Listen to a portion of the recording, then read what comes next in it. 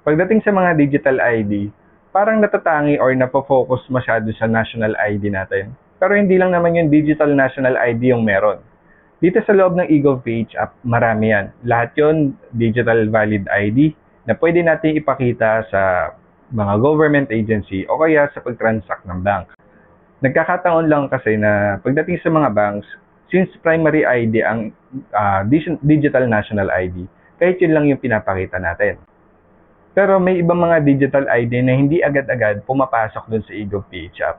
So, yun yung mas magandang asikasuhin din natin. Kasi dito sa driver's license natin, meron din siyang digital version o kaya tinatawag nating EDL, which is ma-access natin pag nag-login tayo sa LTO portal. Kaya ang magandang practice, kung ma-access mo yung account mo dito sa LTO portal, mas magandang ilipat natin yan sa eGovPH app para in case na, kunwari, hinanapan tayo ng MMDA, ng lisensya, tapos nakalimutan mo yung physical ID, pwede natin ipakita kagad yung digital driver's license natin gamit yung eGovPH app. Yun yung magiging laman ng video na to. Umpisa na natin.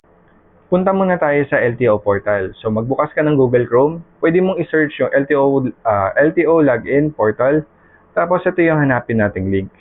Okay, LTMS Online Portal Login, make sure lang ito yung website. O kaya i-type mo na lang ito mismo sa address bar ng Google Chrome, portal.lto.gov.ph. I-open na natin yung link na to. Okay, so i-login na natin yung email at saka yung password mo ng LTO account mo. Kung nakalimutan mo, itap mo yung forgot password. Tapos magsasend ng email yan bilang OTP para mapalitan mo na yung password mo. In case na nag-iba ka na ng email or wala ka ng access dun sa email, mas maganda pumunta ka na lang dun sa LTO branch para ipaayos para makapag-login ka dito sa LTMS portal. Tapos makikita na natin yung digital driver's license natin dito. Ayan yung front, itap mo lang yung backside o kaya yung QR code kung gusto mo pang makita yung ibang angle ng digital driver's license mo. Okay, dito na tayo mag-focus. Paano ba natin maipapasok yung digital driver's license natin dito sa eGovPH app? Okay, so dito i-search lang natin LTO. Dito nga pala sa eGovPH app, pwede rin natin ma-access yung digital driver's license natin gamit itong LTO o LTMS portal. Pero since ipapasok nga natin yung digital driver's license natin papunta dito sa eGovPH app, ito na may itatap natin, Online Driver's License Application. Tapos, itap lang natin itong Complete Your Profile to continue. Okay, so nandito na tayo sa Online Driver's Application form. So, yung pinakauna is onboarding. I-upload natin yung current driver's license natin. Kung hawak mo yung physical, pipicturean natin yung harap at saka yung likod ng physical driver's license natin. Kung wala naman, yung digital driver's license or EDL na nandun sa LTO portal, pwede mong kunan ng screenshot at saka mo i-upload yung front at saka yung back ng digital driver's license mo. Okay, so pag swipe mo kasi, andyan na yung front at saka yung back page. So dito na natin i-upload yung front and back ng driver's license natin.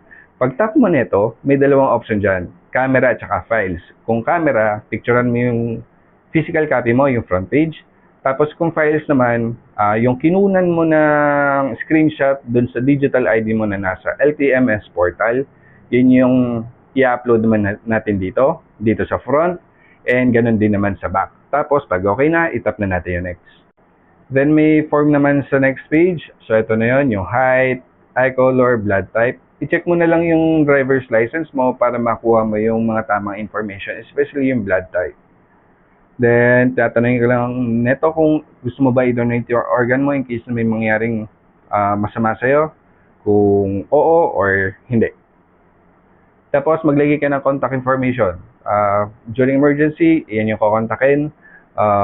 Mas maganda, family member mo yung ilalagay mo dito. Tapos, other information, kung OFW ka o hindi. Kung nag-exit ka na ng Saudi, ex-OFW, hindi ka na OFW. So, ang pipiliin mo na dyan is no, kung ex-OFW. Then, tap na natin yung next. Next naman is address. I-double check mo yung mga spelling ng address na nakalagay dito. Then, tap na natin yung next kung okay naman lahat. Tapos, ilalagay mo lang dito yung information ng driver's license mo. Mula sa ID number, expiration date. Yung expiration date is makikita natin dito banda. Tapos, yung ID number is makikita mo rito. Sa akin kasi 07, C07-13-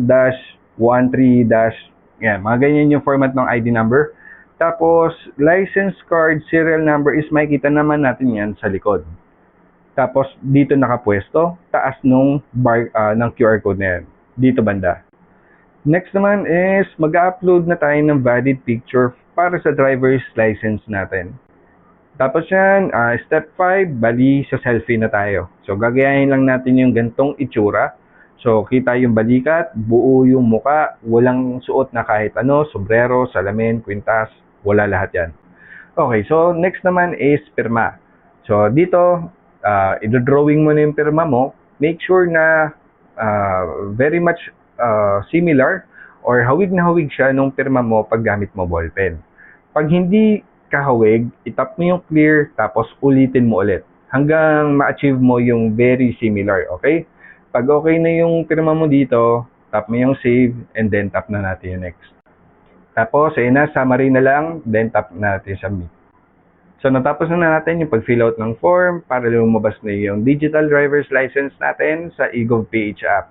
Tapos, ganyan yung itsura, may lumabas sa taas na profile successfully verified.